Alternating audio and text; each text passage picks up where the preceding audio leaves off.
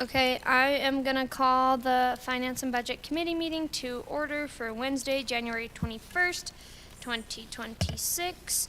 Tonight we will go over the expenditure list. We will start with you, Commissioner Boyle. Do you have any questions? Okay, Commissioner Walker? No. Commissioner Shea? Commissioner O'Neill?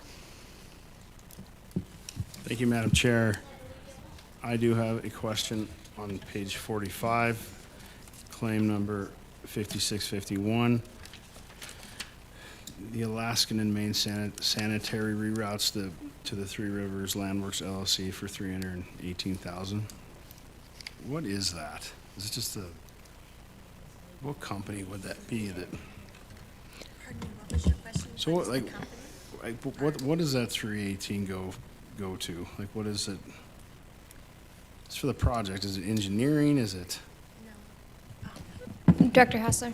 Thank you, Commissioner O'Neill. That is the contractor that is doing work to do the sanitary reroutes. They have issues uptown where they have illicit connections, where the sanitary lines don't always hook up to sanitary lines. Sometimes they go into the storm lines, and so it's just a project up on the west side to correct that issue.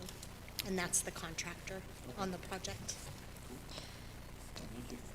Thank you, Commissioner O'Neill. Do you have any other questions? No, thank you. Commissioner O'Leary, do you have any questions? Okay. If there are no, or Director Hassler, is there anything of note that you'd like to point out? Gosh, I'm breathing into this thing hard. Okay, then if there are no other questions or comments, I would entertain a motion on the expenditure list.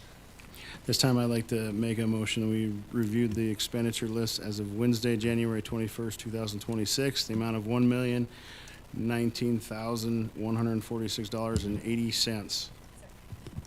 A motion's been made and seconded to approve the expenditure list. Is there anything on the question? All those in favor? Aye. Against? Motion passes.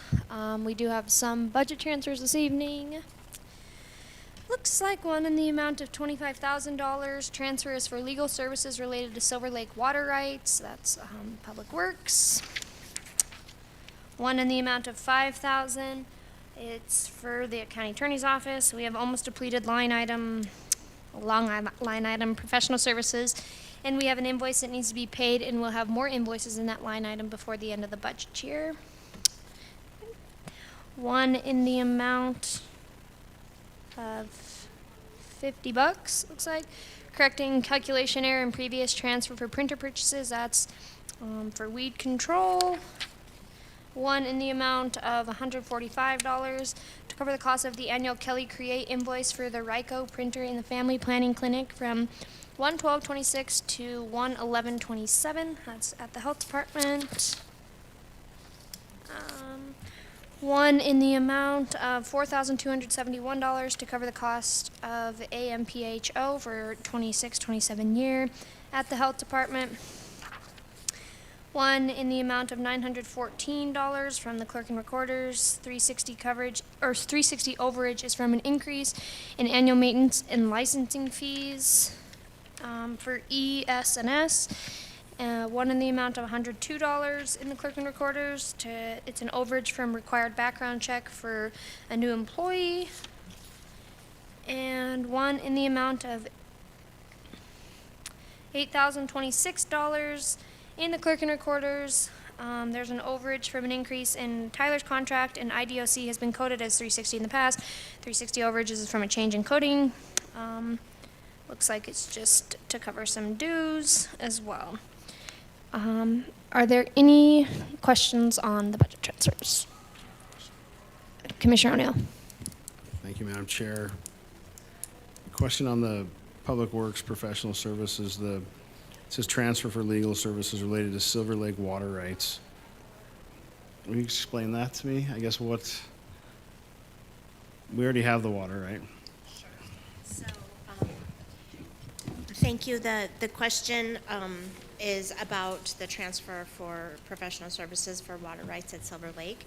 So I believe that in the Silver Lake water system, which is the industrial water system, they're trying to find a way to see if it is feasible to make it a traditional utility. So right now, we have a bunch of service agreements with our customers out there, and they're based on flows, but it's not based on, or volumetric allotment, but it's not based on like a typical water user, like you use 10,000 gallons of water a month at your house, and it's based on the number of gallons you use.